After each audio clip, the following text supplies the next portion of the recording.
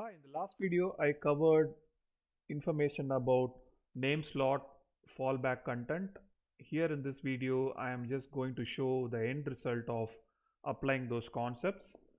So I'm building a profile page which has a personal details section and uh, professional information in the right side. So I've gone ahead and built this section because I just showed for one slot, but then I went and replicated and built multiple slots, and they have different sections where data come in from the parent. So if you look at my code, so this is my child child component, and the child component has icon as one of the slot, heading as one of the slot, and the content as one of the slot. So if you look at this, there should be an icon coming here, then there is this heading, then this is the content.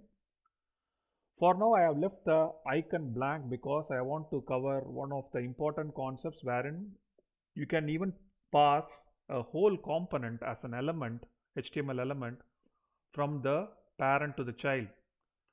So that's the reason I have left that part blank, or in other words, this is what I want to show. If I remove this, it's going to give me the same effect. But first of all, let me start with the basics.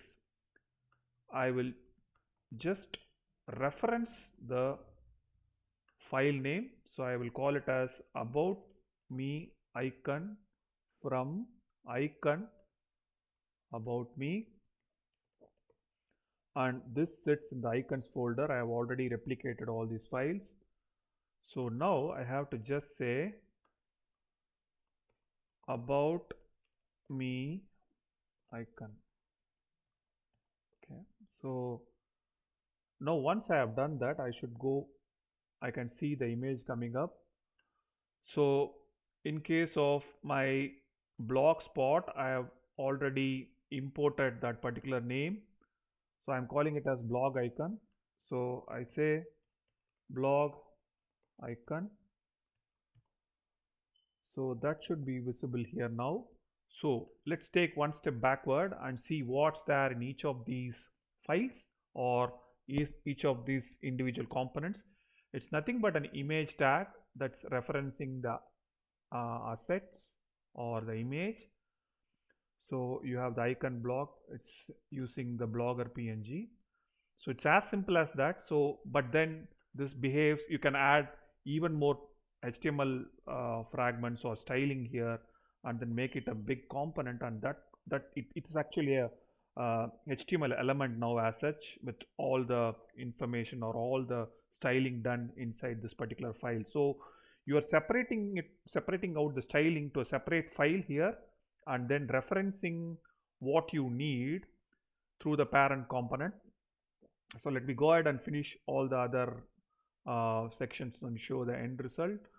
So if you have, so this one is for my LinkedIn. So I can say LinkedIn icon, which is the name I have given at the top.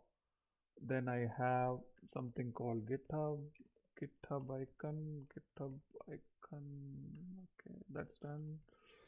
Now the last one is my YouTube.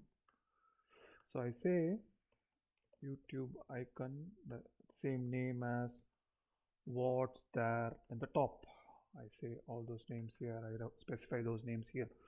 So now I go back here, I'm able to see the end result. So this is the end result that I wanted. So the content is all straightforward. It comes from the parent within a style template, and also you can pass a whole component as part of the template here, but you should reference the component in the parent.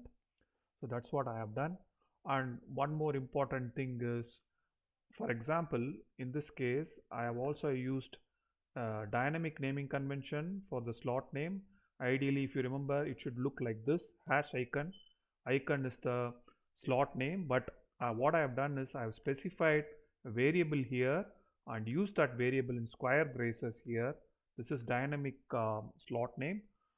And then the other thing that I have done is, if you, for example, if you don't provide the whole content for this, it should fall back to the content already provided in the child.